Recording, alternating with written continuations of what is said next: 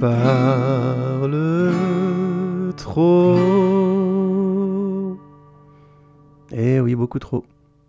Et il devrait même éviter de chanter. Bonjour et bienvenue pour ce épisode de la série H-Show. La série d'aujourd'hui s'appelle The Boys, elle a été créée par Eric Kripke.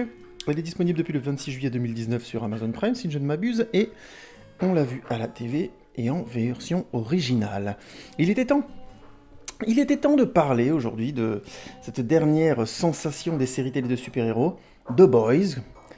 Non, je ne ferai pas de blague sur le fait que c'est une série gay, hein. Ça suffit l'homophobie cachée derrière l'humour naze, hein. Vous devriez avoir honte avec vos vannes à 3 francs là à chaque fois sur les gays. Hashtag gay and proud. Hashtag gay fier de l'être. Hashtag The Boys. Bon, bref, j'avais dit que je ferais pas de vannes dessus, excusez-moi. J'en ferai plus. Bref, on va essayer de faire moins de vannes et d'aller un peu à l'essentiel. Alors, c'est une série qui a été créée par Eric Kripke. The Boys est l'adaptation du comics de Garth Ennis et d'Eric Robertson. Perso, j'ai pas lu le comics, qui a cependant eu un très grand succès, d'après ce que j'ai compris, ce que j'ai pu trouver. Si je le lis un jour, je vous en parlerai, honnêtement, parce que j'ai lu beaucoup de comics à une époque, ce serait pas mal de revenir dessus à l'occasion, mais j'en lis pas assez pour avoir un avis, il me semble intéressant par rapport aux youtubeurs qui pullulent sur la question, qui sont vraiment passionnants. Je vous conseillerais d'ailleurs des chaînes de gens qui font des critiques de comics, c'est très très intéressant. À l'occasion, si ça vous intéresse, vous me le dites. Donc Eric Kripke a essentiellement travaillé sur la série Sympathique. Le seul truc que je connais vraiment de son travail, c'est la série Supernatural, où il a visiblement pas mal écrit dessus. C'est une série que je n'ai jamais vue en entier. J'ai toujours vu des épisodes par-ci, par-là. Mais par contre, j'ai toujours aimé le second degré, en quelque sorte, et l'ironie, malgré visiblement un vrai amour du cinéma de genre qu'il y a dedans. Et ça va loin, d'ailleurs, avec, par exemple, un épisode où les personnages sont piégés dans les clichés des séries télé... comme Les Experts ou K2000. Oui, ce sont des références antédiluviennes. Oui, c'est un mot faisant table rase du passé. Oui, c'est une expression proche de la billevesée. Oui, c'est presque comme une coccigrue. Oui, je viens d'étaler l'intégralité de mon vocabulaire littéraire. Oui, ensuite je me plains de me faire voir que par 20 personnes sur YouTube, enfin bref, avec des passages pareils. Bref, on avance. Mais avançons. Eric Kripke, qui n'a pas forcément un CV génial, mais bon, c'est quand même bien d'avoir bossé sur Supernatural. Mais par contre, Garth Ennis, qui est l'auteur de la BD et qui a produit la série, j'ai l'impression qu'il a pas mal influencé l'écriture de la série. Garth Ennis, c'est qui? Tout simplement... Oui, mon poussin. Je disais donc Garth Ennis, qui a un très très très beau CV. C'est notamment, il a bossé sur des bandes dessinées tels que Batman, Ghost Rider, Constantine, Hulk, Thor, Superman, Wolverine, Judge Dredd, les Punisher et entre autres des productions originales comme The Boys. Donc le mec, au niveau super-héros, il a un peu fait tout le monde. Et puis il a gagné aussi un Eisner Award qui est un énorme prix en bande dessinée. C'est un très très gros CV le garçon. Et c'est pour ça que son influence sur la série a dû être, je pense, considérable. Surtout si on ajoute les projets audiovisuels auxquels il a participé, puisqu'il a déjà participé à l'excellent jeu vidéo de Punisher, de 2004. Un jeu ultra violent à base de torture interrogatoire et d'un scénario très sympa, où on croise plein de personnages de Marvel comme Black Widow, Nick Fury, Iron Man, entre autres. Un très bon petit jeu de tir à la troisième personne, kiffant et cathartique, avec un Punisher plus charismatique et bourré de catchphrases hilarantes. Franchement, super jeu que je recommande. Un des rares jeux PlayStation 2 que j'ai terminé d'ailleurs. C'est un des rares jeux comme je disais, de PlayStation 2 que j'ai terminé. Les graphismes d'ailleurs, cel shaded et la violence cartoon fonctionnent encore très bien aujourd'hui. C'est un jeu qui a vraiment bien vieilli, je pense. Il y a notamment Seb du grenier, de l'équipe du joueur du grenier, qui a fait des séries de vidéos dessus. Ça vous donnera une idée du jeu un petit peu. C'est un jeu hyper fun, enfin je vous le conseille en tout cas. Un vrai plaisir du genre, tuer des gens, on a le droit, c'est marrant, vous voyez, comme dans la vidéo de Ganesh, là. Tuer des gens, on a le droit, et c'est marrant. Enfin bref. Le plaisir du massacre et de la torture, hein. Du plaisir pour toute la famille, comme on dit. Bref, un vrai bon jeu. Garth Ennis, il a aussi participé à la série du jeu Gore The Darkness, dont le principe est simple. Le personnage principal est possédé par une entité maléfique qui s'appelle de manière très originale Hitler, non évidemment. Émile Louis, non beaucoup plus simple. The Darkness, et oui vous avez raison, le titre du jeu, bravo les scénaristes, bref. Cette entité est assoiffée de sang, elle est ultra violente, ce qui donne lieu à des scènes d'assassinat bien gore pour l'époque. Vous pouvez mater les compiles d'exécution sur YouTube, il y a une ambiance prairie verdoyante avec des licornes au milieu de cupcakes et de nuages avec des sourires, évidemment. C'est ultra violent, attachez votre ceinture. Bref, Même dans l'audiovisuel, il a un bon CV, Garth Ennis. Mais surtout, on reconnaît son style dans The Boys. Qu'est-ce qui se passe, mon cœur? Bref, Garth Ennis, il a un très très bon CV dans l'audiovisuel, mais surtout on reconnaît son style dans The Boys. Un style fait d'hommes virils et musclés, en costume moulant. Non, je blague. J'avais dit que je ferais pas de vanne sur sur le côté crypto-gay du titre. Bref, le style de Garth Ennis, c'est plutôt un style violent, cru, adulte. Et donc, est-ce que c'est une qualité pour cette série? On va d'abord pitcher, ok? Ça, c'est marrant, ça dit comme ça, on dirait un porno, une adaptation porno des Schtroumpfs. Ok, mais on va d'abord schtroumpfer, d'accord? Bref, qu'est-ce que je raconte? Bref, le pitch. Yui est un garçon timide et réservé, le genre qui n'arrive pas à demander une augmentation même quand il la mérite. Le style hashtag je suis la bitch de mon patron. Mais malgré tout, il annonce à sa compagne, Robin, qu'il souhaite qu'ils s'installent ensemble. Robin accepte, et alors qu'ils commencent à élaborer un avenir proche, ensemble, Robin est littéralement éclaté sous les œufs de Yui. Pour vous donner une idée, Yui ne tient plus que les mains de Robin. Son corps a été vaporisé par A-Train, un super-héros qui fait partie des 7, le plus grand groupe de super-héros du monde. Traumatisé par cet événement, Yui est bientôt abordé par un barbu cynique qui prétend être du FBI et lui propose ce que Yui n'osait pas demander, la vengeance.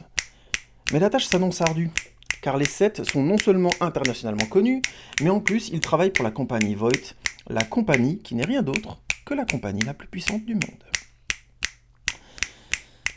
Alors, comment parler de The Boys? Disons déjà que la série a fait un sacré buzz, et c'est comme ça que j'en ai entendu parler. Des gens comme le Jour du Grenier la défendent bec et ongle en disant que c'est une excellente série. Moi, j'ai une approche différente. Si vous suivez un petit peu mes podcasts depuis un moment, vous savez que j'ai beaucoup apprécié, notamment dernièrement.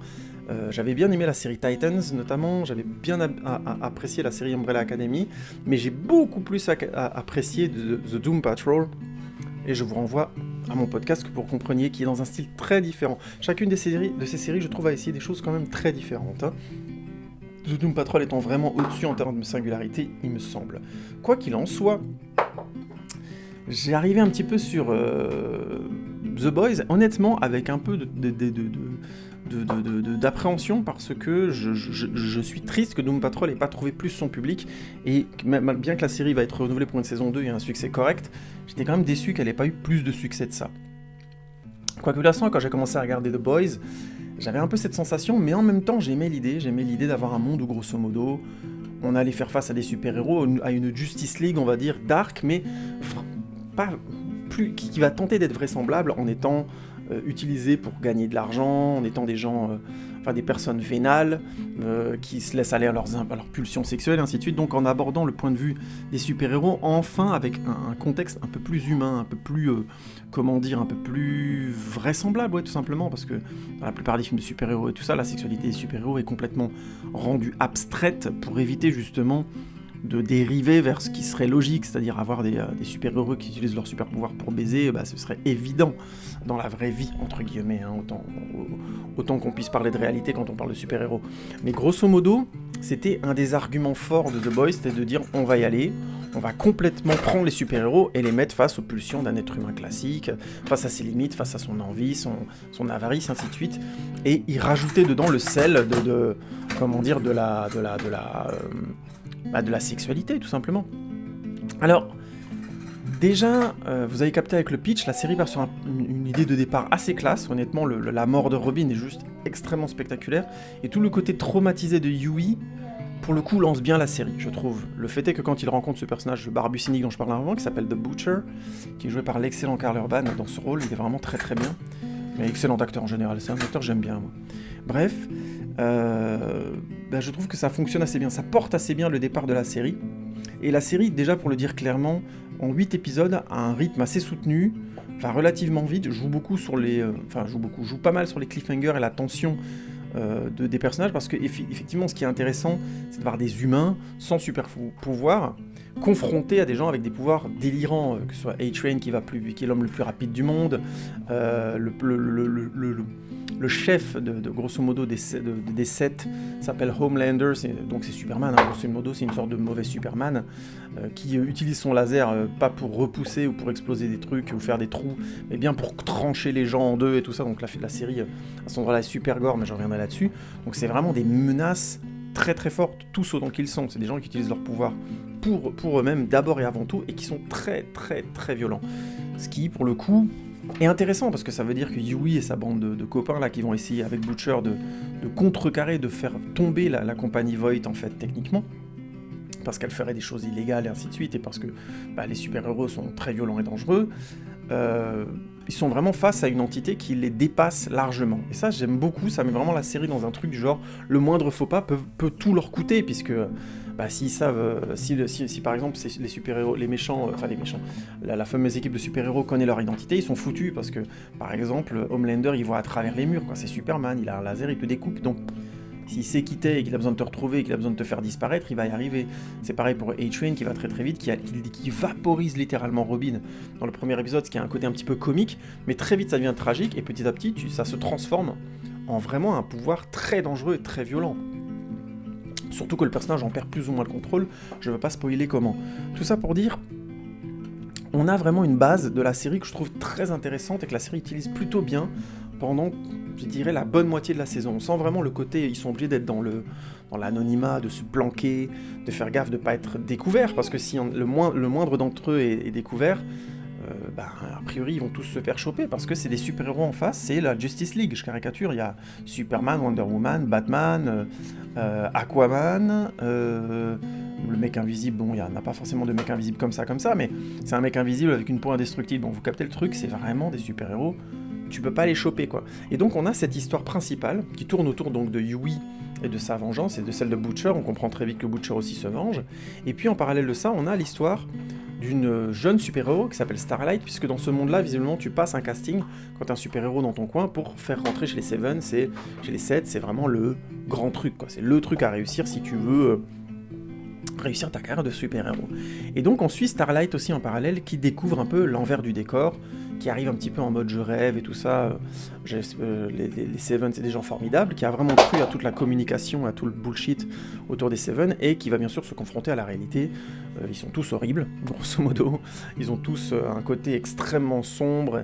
C'est des gens qui ont complètement basculé dans la cupidité, l'avarice, comment dire, pardon, je trouve plus les mots des 7 péchés capitaux, mais vous voyez, on a vraiment tout, hein, c'est-à-dire que ce soit la perversion et ainsi de suite, donc c'est vraiment devenu des gens horribles et qui utilisent complètement leur couverture de super-héros pour faire ce qu'ils veulent, grosso modo. Et derrière, il y a la compagnie Voight qui est représentée par une actrice dont j'ai oublié le nom, mais qui est très bien, encore une fois, dans ce rôle-là. Une actrice des années 80, hein, vraiment, pour le coup. Elisabeth Shue, voilà. Elisabeth Shue qui avait joué notamment dans le premier... à l'époque, qui avait une petite carrière de cinéma tout à fait correcte, qui avait joué dans Retour vers le futur, notamment, qui avait joué la copine de Marty. Donc bref... Et qui, elle, représente la société Voight, qui, visiblement, on ne sait pas comment, tient les super-héros à la baguette. Alors, pour l'instant, la série joue un peu sur un mystère autour de ça, alors du coup, c'est un peu limite, mais on comprend qu'on va l'apprendre probablement au courant de la série. Et du coup, elle est là, et puis ils sont là pour faire un maximum de pognon. Donc on a tous les éléments, grosso modo, du marketing réel, c'est-à-dire autour des acteurs, par exemple, quand on dit aux acteurs il vaut mieux que tu parles de telle chose, pas de telle chose, tu dis que le film est génial même si tu trouves que c'est de la merde, parce qu'on te paye pour ça. Vous voyez tout le côté, entre guillemets, je caricature à peine, mais pute du système, hein, que je dis les acteurs, mais les réalisateurs, tout le monde dans le show business, hein, qui sont vraiment poussés par des grosses boîtes comme Disney ou autres, à dire sans arrêt que c'est, grosso modo, la boîte qui prime avant tout. Et ben là, on a exactement ça face à des super-héros qui sont d'un côté tout puissants et en fait complètement tenus en laisse par cette société. Et cette image-là du super-héros est pour le coup assez originale et très intéressante, puisqu'elle est poussée à un degré où je ne l'ai pas vu dans d'autres séries. C'est une vraie originalité de The Boys, et rien que pour ça, je trouve que la série est vraiment intéressante, notamment quand on voit Starlight subir grosso modo les contre-coups du marketing de la boîte Voight, autour de comment ils arrivent à vendre les sets, parce que le côté vraiment drôle, c'est qu'ils ont poussé le truc à fond. Non seulement ils leur proposent des éléments de marketing très forts, du genre ils changent leur costume, ils changent leur manière de parler, ce qu'ils doivent faire, ainsi de suite, ils régissent vraiment leur vie, mais en plus ils leur font faire des films qui sont des succès au box-office, donc c'est vraiment devenu des valeurs marchandent d'abord et avant tout ces super-héros-là. On comprend que leurs actions super-héroïques sont contrôlées, que grosso modo il s'agit de les filmer, de les montrer en pleine gloire constamment, et évidemment les moindres conneries qu'ils font, il s'agit de les faire disparaître sous le tapis, et ainsi de suite. Donc on a grosso modo une vision extrêmement noire, sombre, et en même temps réaliste en termes de marketing des grosses entreprises. Du coup, ce contraste marche assez bien. Je mets tout de suite un bémol. C'est difficile de croire que des êtres avec des puissances pareilles peuvent être manipulés à ce point-là. À un moment donné, penser qu'ils ont la liberté de leurs actions ne serait pas si fou que ça. J'attends de voir, je veux pas vous spoiler la série, vraiment, je veux que vous la découvriez par vous-même, parce que la série est vraiment intéressante et qu'elle mérite d'être regardée, mais j'attends quand même la saison 2 avec impatience, où ils vont justifier, entre guillemets, comment cette boîte arrive à un moment à tenir des personnages aussi surpuissants que A-Train, Homelander ou autre. Comment tu fais pour tenir Superman, quoi, pour faire en sorte qu'il fasse ce que tu veux. J'attends vraiment une raison qui, pour moi, doit dépasser complètement le cadre de ce qui est montré dans la saison 1. Vous verrez par vous-même, mais c'est vraiment le truc qui m'a laissé un peu en retrait, c'est que je me suis dit, ils ont intérêt à me justifier ça à un moment donné de manière correcte, parce que sinon je ne vois pas pourquoi ces gens-là prennent pas le pouvoir purement et simplement, arriver au niveau de popularité et de puissance pragmatique qu'ils ont. Wonder Woman ou autre, enfin tu sens vraiment qu'ils sont ultra puissants ces gens-là, donc il y a un moment donné, pourquoi, et c'est pas juste une dictature avec eux à la tête, il faudra quand même me faire tenir ça comme discours à un moment donné dans la série. Mais ce bémol mis à part, toute la démarche marketing qu'il y a autour des personnages est très très très intéressante. J'en reviens du coup aux personnages plus précisément, c'est un peu le contexte de la série. Non, je vais pas aller d'abord aux personnages, je vais d'abord vous parler aussi d'un élément très important de la série. La série est trash, gore, violente. Dès le premier épisode, on a donc Robin qui se fait éclater, on a ce plan où t'as Yui qui lui tient les mains comme ça, où il n'y a plus rien au bout des mains, des poignets, c'est horrible.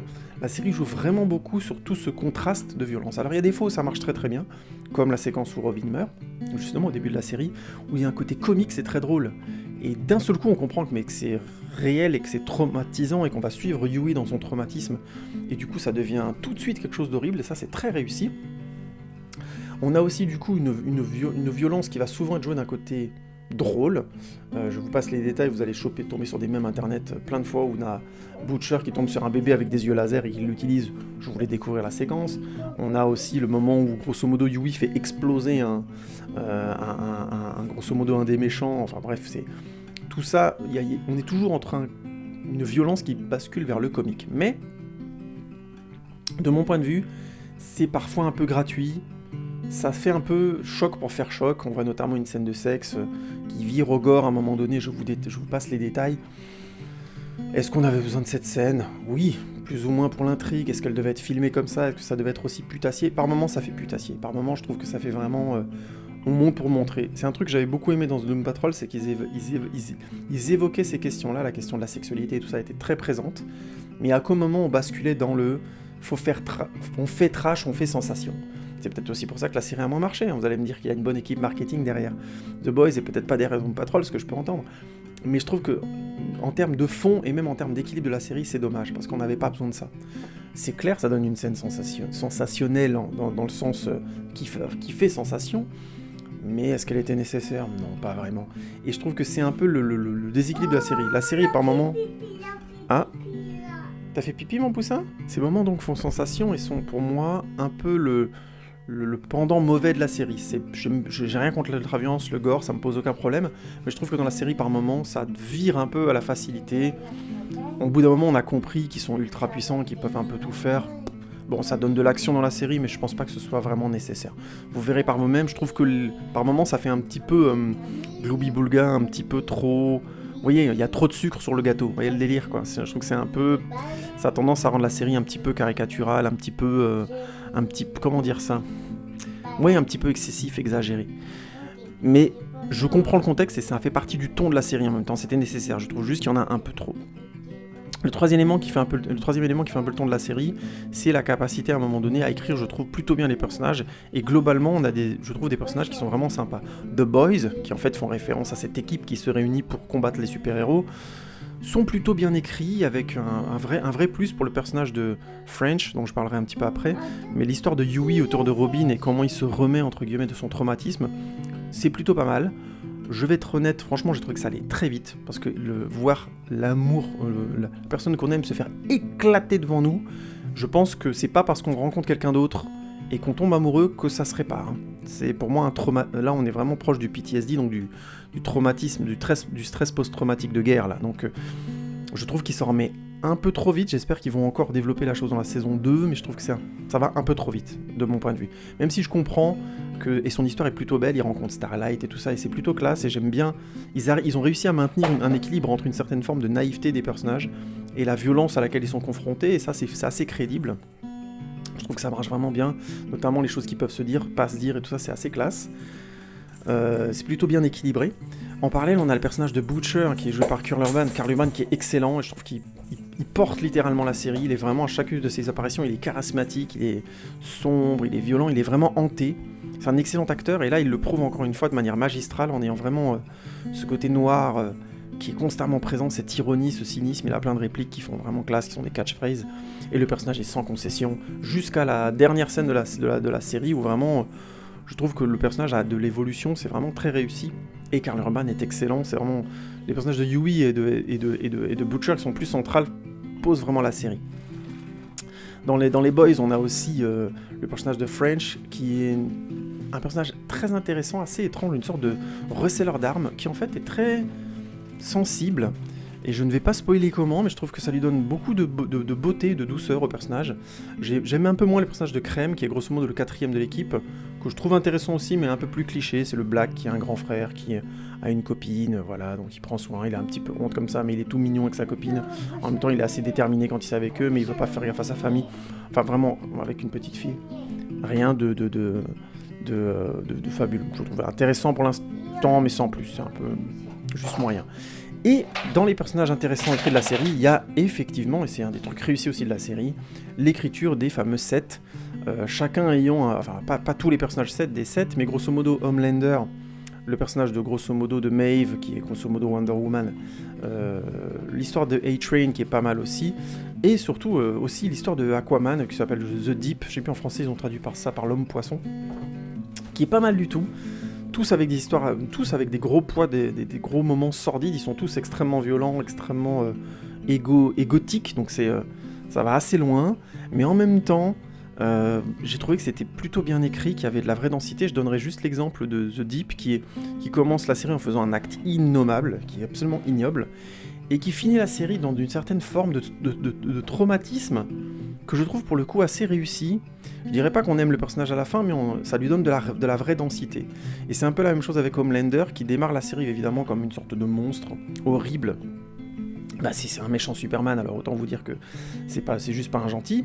Le personnage est assez antipathique, je trouve, toute la série, et dans les derniers épisodes, on apprend des choses sur lui qui le rendent vraiment intéressant et dense, et qui donnent vraiment de la complexité à son personnage. Ça veut pas dire qu'on l'aime à la fin, mais ça les rend complexes, et je trouve qu'ils ont réussi, grosso modo, sur la plupart des personnages des 7, à aller vers ça. Alors, il y en a certains qui sont pas développés du tout, donc évidemment c'est pas le cas, mais les 3-4 principaux personnages des 7, que ce soit Homelander, Wonder Woman, A-Train et The Deep, ben c'est pas mal, c'est assez intéressant. Et je pense que la série gagne en fait à cet endroit-là.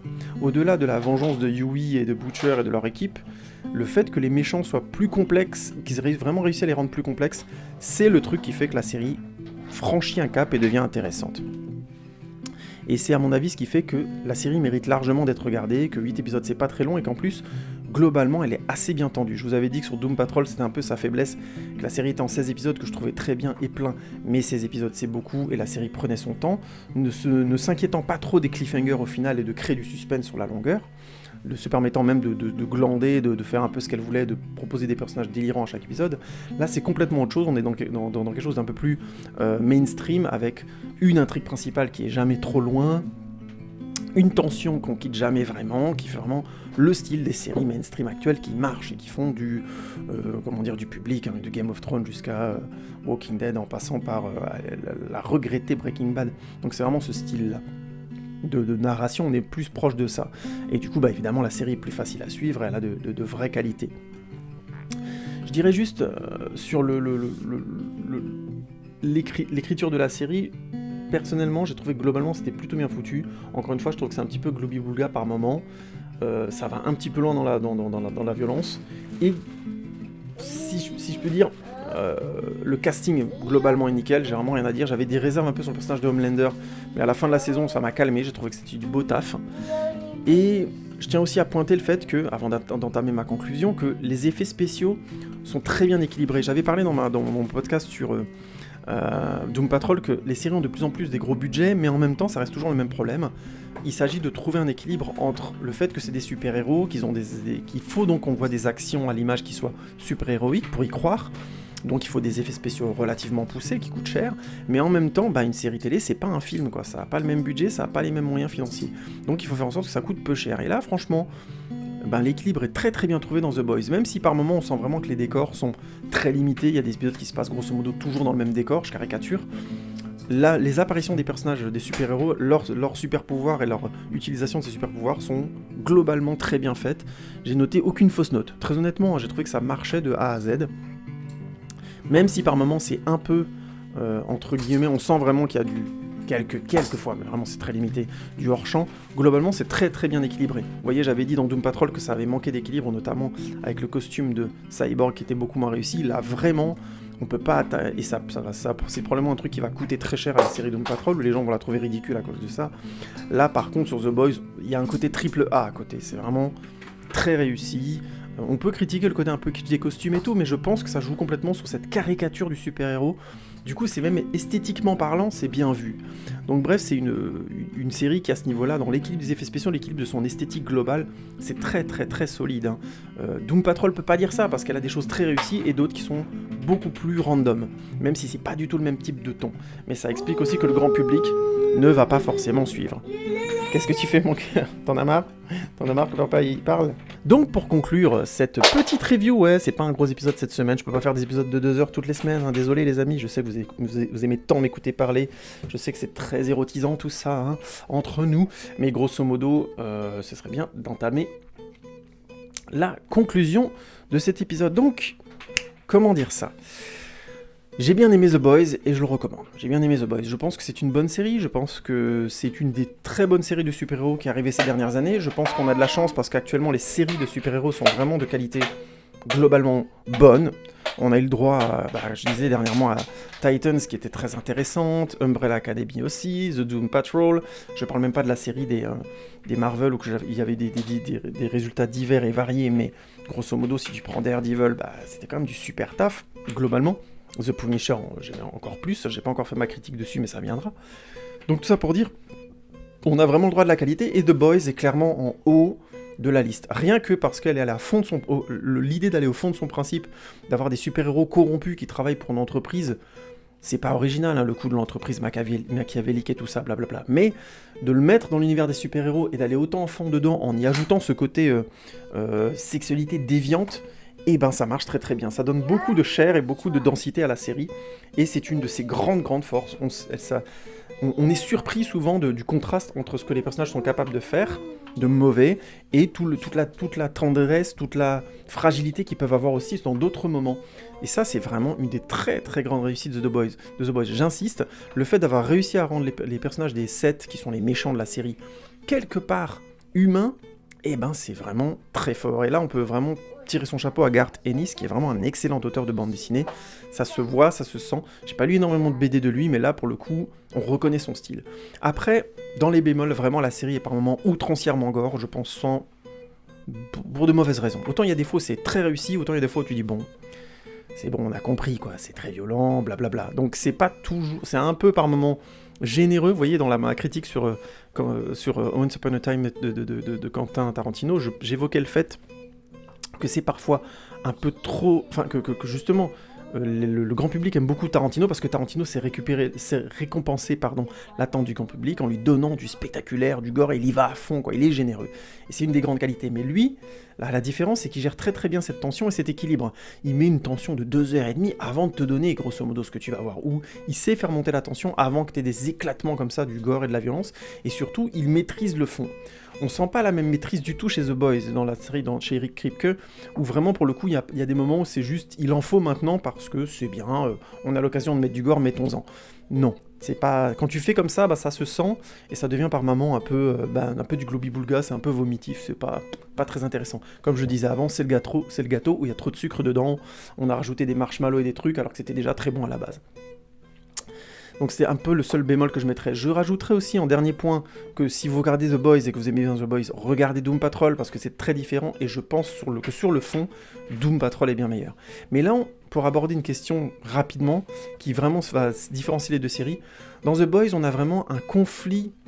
Les personnages sont liés à un conflit international intimement. Donc, il y a une sorte de ligne narrative centrale qui est très forte, qui est cette intrigue Huey et Butcher qui essaient de se venger des Seth qui sont des monstres. Il y a ce truc qui reste constamment présent, et l'intimité des personnages est liée à cette intrigue-là.